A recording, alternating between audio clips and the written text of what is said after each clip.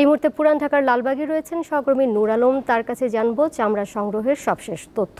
নূর আলম, যেহেতু সন্ধ্যা হয়ে গেছে, চামড়া বেচাকেনা জমে উঠেছে কিনা জানাবেন। আড়তগুলোতে কি নির্ধারিত দামে চামড়া সংগ্রহ করা হচ্ছে?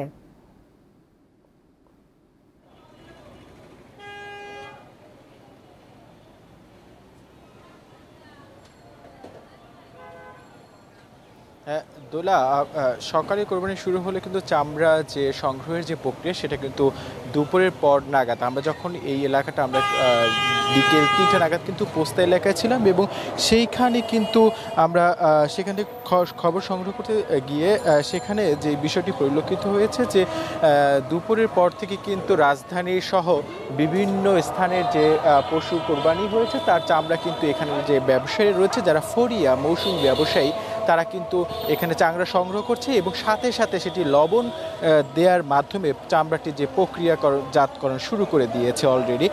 যে বিষয়টা যে এখন কিন্তু সন্ধ্যা পার হচ্ছে, তবে এখনও কিন্তু রাজধানী থেকে বিভিন্ন স্থান থেকে কিন্তু চামড়া এখনও আসছে। এখানে প্রতি চামড়া মানভেদে কিন্তু এখানে 8 থেকে 900 টাকা বা তার 7 থেকে 800 টাকা এর মধ্যে কিন্তু আসলে বিক্রি হচ্ছে। আপনি জানেন যে এবার যে ট্যানারি অ্যাসোসিয়েশন যে রয়েছে 1,10,00,000 যে চামড়ার যে তারা লক্ষ্যমাত্রা নির্ধারণ করেছে, এই পোস্তা থেকেই কিন্তু এবারে যে 1,60,000 চামড়া কিন্তু এখান থেকে সরবরাহ করা হবে। আমরা বিকেলে এখানে যে সভাপতি মহাসচিব রয়েছে Bangladesh hide and skin merchant অ্যাসোসিয়েশনের সভাপতি, তার সাথে কথা বলেছি এবং তারা পুরো দমই কিন্তু চামড়া সংগ্রহের জন্য প্রস্তুত রয়েছে বলে তারা বলছেন। এতে করে আসলে তারা বলছেন যে আসলে রাজধানী থেকে যে চামড়াগুলো আসছে তারা সাথে সাথে তাদের যে এখানে নির্দিষ্ট স্থান রয়েছে সেখানে নিয়ে যাচ্ছে এবং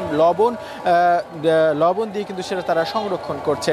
এবার আপনি দেখতেই পাচ্ছেন যে আমরা যে স্থানটিতে রয়েছি এটা কিন্তু পোস্তা এলাকা থেকে কিন্তু একটু দূরে, কিন্তু এখান থেকে যে চামড়ার বিক্রি এখন থেকে কিন্তু আসলে যে সন্ধ্যা হবার পর থেকে কিন্তু জমজমাট আরও চামড়া কিন্তু আসছে এবং এভাবেই কিন্তু হয়তোবা যারা আমরা কথা বলেছি যে মধ্যরাত পর্যন্ত বিভিন্ন এলাকা থেকে চামড়া আসবে। তবে যাই এখানকার যারা দায়িত্বপ্রাপ্ত রয়েছে যে যেখান থেকে চামড়া আসুক না কেন লবণ দিয়েই যেন প্রতিটি চামড়া এখানে আসে, তাহলে চামড়ার মান ভালো থাকবে।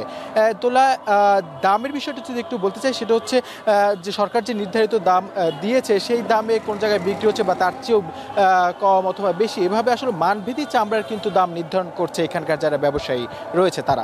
দোলা, এই ছিল চামড়ার সংগ্রহের সর্বশেষ খবর। দোলা, লালবাগ থেকে যুক্ত ছিলেন সহকর্মী নূর আলম।